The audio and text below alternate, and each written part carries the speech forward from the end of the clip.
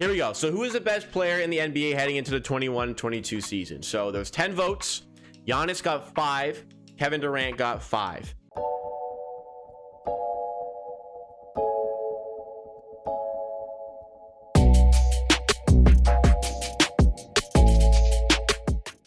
I think that the voters would have been thinking about 4 players. They were thinking about Giannis. They were thinking about Kevin Durant. They were thinking about LeBron James. They were thinking about Steph Curry. Now, LeBron James, this is the second time in the last 3 years he has not gotten a single vote for the NBA's best player. The last time he did not get a vote for the NBA's best player, he went on to not only win a championship, but finals MVP again. I mean, it's weird. It's a very small sample size. It's only 10 voters. I feel, to me, and this is coming from a LeBron fan, that LeBron is still the most talented player in the NBA. If I could have any player on my team for an NBA season, even today, I am taking LeBron James. Not to discredit Giannis or Kevin Durant. Giannis coming up with the finals MVP. Kevin Durant was sensational all year. If I have one player on my team, I am taking LeBron James. That's just how I feel about him. I feel very strongly about him. Kevin Durant's coming up gold medal. Giannis coming up the finals MVP. I can understand. Look, I'm not going to argue really why people voted for them. I'm not going to argue in any way whatsoever. I can understand why people voted for them. I just feel like LeBron James is more so the best one. Let's see. What's sort of, I mean, the argument for Giannis is they're going to talk about the finals MVP, of course. Guided into a title first time in 50 years. Really focused on Durant, had equally compelling argument, ongoing stats of the league's most complete and dominant offensive force. Great sport, possibly greatest sport I've ever seen. Yeah, that's completely fair. I can understand why these guys would have been involved in that. Okay, but this is an interesting one. The next one is best moves of the offseason. So the vote for the best move of the offseason was Kyle Lowry to the Miami Heat with 5 votes. Jalen Suggs to the Orlando Magic with 2 votes, which fucking pissed me off, and we're gonna get into why that's pissing me off. Wizards trading Russell Westbrook, that was a solid move, only 1. Chicago Bulls offseason was good. Patty Mills to Brooklyn Nets also got 1 vote. Patty Mills gone under the radar. I wouldn't say it's the best move. I think the Kyle Lowry one to Miami Heat's the best move of the offseason. I just wonder if it was the other way around, would people care? It's very nice as a Raptors fan to see Kyle Lowry finally getting credit for what he is, and that's a winner. It's a guy who makes your team better, and it's nice to see Kyle Lowry getting his respect. But why do you have to wait until he got traded to an American team to get respect? You know, we've been knowing about how good Kyle Lowry is, but he has not been getting his respect. You know, Kyle Lowry can wind up on an All-NBA third team this year if he has a good team in Miami, but it's so difficult for him to manage that with the Raptors. And Jalen Suggs to the Magic at 2, that's just fucking annoying as hell. Like, we didn't really reach for Barnes, man. OKC wanted him, we wanted him, we took our guy. It's very frustrating. I mean, just fucking wait. Like, later in the stream, we're gonna dive into like the Scottie Barnes disrespect. We are seriously going to dive in on the Scottie Barnes disrespect because it is so annoying. Right. Next, the Russell Westbrook. Wizards getting rid of him. That was smart. Wizards starting to rebuild, lose that fat contract. That was great. They kept on the Beal. That was great. The Chicago Bulls offseason probably gets my second vote if I get 2 votes. My vote probably goes to Miami Heat. Getting Lowry, that is a great move by them. They've also had a great offseason. And Patty Mills, though under the radar, I don't think it's the best move of the offseason. But this guy's coming off of averaging over 26 points per game in the Olympics, getting Australia a bronze medal. Yeah, having that guy on a team that has 3 of the top 15 players in the NBA, that's gonna give you a lot of scoring and take a lot of the scoring load off of players. I think that we're gonna be looking back on this Kyle Lowry trade as a steal to get Precious Achiuwa, because we are not supposed to get good returns for signing trades, and we got Precious Achiuwa, which is pretty crazy. Worst moves of the offseason, so switching over. Worst move of the offseason was DeMar DeRozan to the Chicago Bulls, apparently, and I don't understand. What is the issue with DeMar DeRozan to the Chicago Bulls? I don't really understand how that could be perceived as the worst move of the offseason. Like, DeMar DeRozan is a really good player. DeMar DeRozan got robbed of being a Finals MVP. Oh, sorry, jeez, an All-Star. He got robbed of being an All-Star. I get that playoff-wise, maybe he takes a tick down, but he doesn't need to be the focal point of offense in playoffs. He's got Zach LaVine to play with him. Look, I think the Chicago Bulls did it really. I mean, we were just talking about how the Bulls had got a vote for best offseason. Now we're looking like DeMar DeRozan's like one of the worst moves of the offseason. Or was it? Why did I lose it? There it is. That was crazy to me. The Pelicans offseason, I agree, that was like fucking pathetic. They brought in Jonas Valanciunas in a deal that doesn't make any sense. Sure, they got rid of some contracts, but JV doesn't complement Zion. What the Pelicans need is shooters around Zion to space the floor, because he is just like Superman when he's getting to the rim. You can't stop him. You can't stop him getting to the rim. So get everybody out of the way so he can do his thing. But they went and got Jonas Valanciunas, who is not going to help space the floor. I mean, Jonas Valanciunas, the only time he can hit a three is if he's standing still on the outside, but he doesn't do that very often. So I thought that was weird. Zion's already can't defend, bro. What are you talking about? What are you talking about?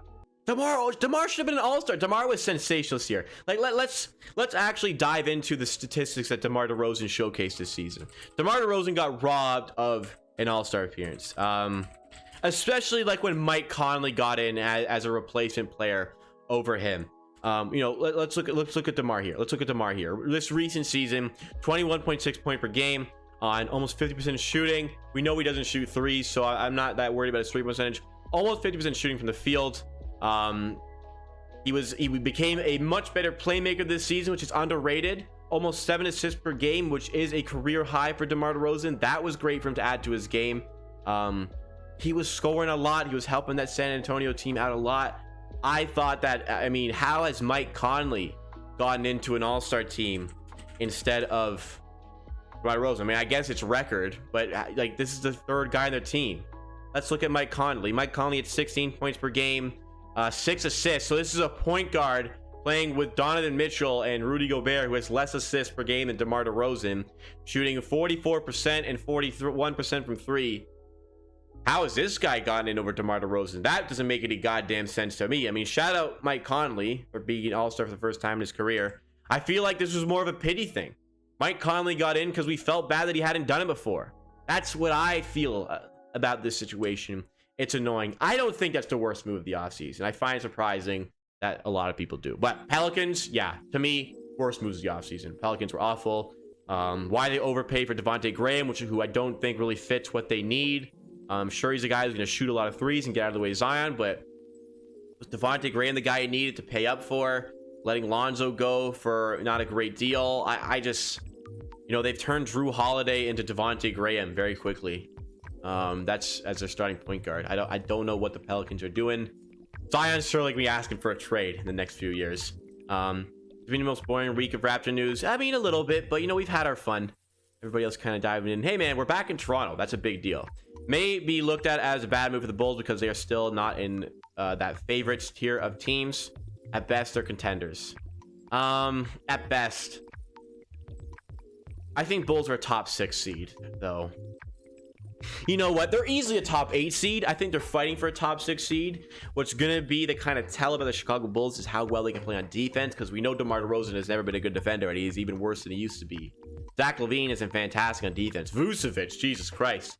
You don't want that guy defending your paint. So that's the question marks. Lonzo's a good defender. It's a very good point guard to have when you've got, like, you know, scoring guys like DeRozan and LaVine. So lots of work on the hands of the Chicago Bulls coaching staff. Russell Westbrook to the Lakers was perceived as a bad move. I sort of agree. I feel like Lakers were desperate to unload Kuz, and they just, you know, took Russell Westbrook. The Lakers gonna have a lot of floor spacing issues. I don't think they need to take on his contract. We'll see how all of that works out, but there's not a lot of shooters on that Lakers team. You know, Malik Monk added in. That was a great pickup. Kendrick Nunn was solid, but I don't know if they needed to go all out for Russell Westbrook like that. That was weird. Next one is Doug McDermott to the Spurs. I thought that was ludicrous when they got him. I mean, I heard about it. I remember where I was. I was driving, and my friend's like, Doug McDermott for, what is it, $13 million a year? I'm like, Doug McDermott?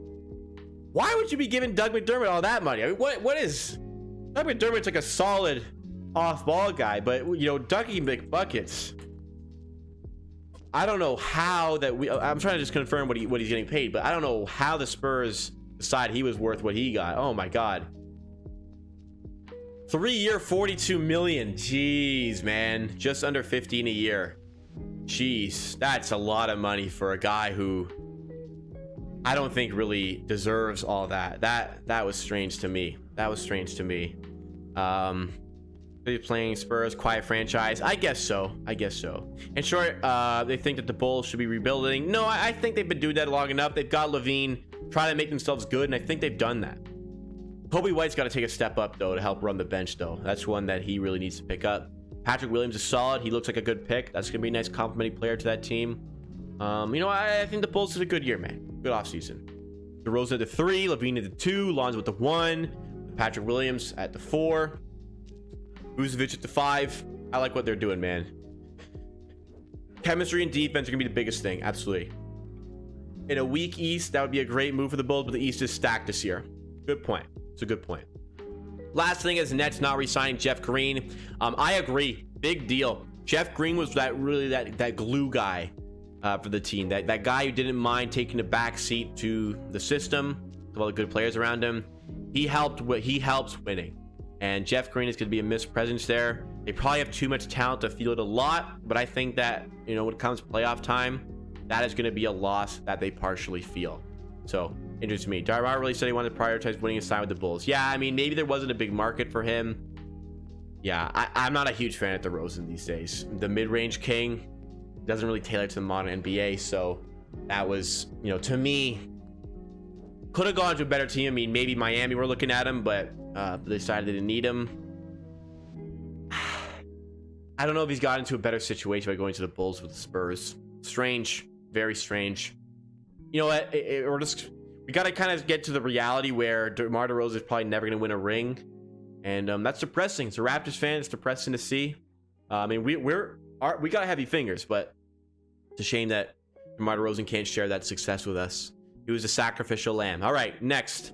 Most surprising move of the offseason. Now, Dennis Schroeder to the Celtics was one of them. I also was a bit surprised. I mean, $5.9 million for Dennis Schroeder. If you do subscribe to the Amateur Archive stream highlight channel, the video, the most recent video on the Archive channel was about Dennis Schroeder. So that was, we talked a lot about him. If you want to go check that out, Amateur Archive. I'm probably to share that. We're trying to get the stream popping. Probably to share to the Archive channel. Enjoy that. Next is Kemba Walker's buyout, signed with the New York Knicks. I thought it was very surprising when the Celtics traded him. I don't know if it was in their best interest to trade for Al Horford, but they decided that was the way to go. Maybe just a center they can rely on. I'm not sure. The buyout didn't surprise me though. Signed with the Knicks. That's cool for him, man. Knicks are improving. The East is getting stacked. Tonight I'm gonna watch a movie. See y'all next time. All right, Isaac. Appreciate you stopping by, man. He'll let me know. We'll see if we can gift a sub to the community, but he may want it for himself. I don't know. He won it. He spun it. He won it. Most surprising move, Portland Trailers off season. I'm not surprised by that. That was strange. I knew Dame wasn't going anywhere. Dallas Mavericks off season. I mean, I guess they didn't do a whole lot. They did get Bullock, but not a ton of moves by the Mavericks. I thought they should have made some more win now win now moves.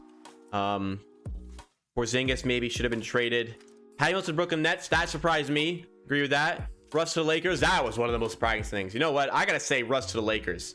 Would have never seen that coming. That shocked me. That definitely shocked me. Russ to the Lakers was very surprising. Chris Paul signed with the Suns. I mean, it's a winning situation that he has helped. I think that's good for him to make a decision like that. So nothing crazy to me there.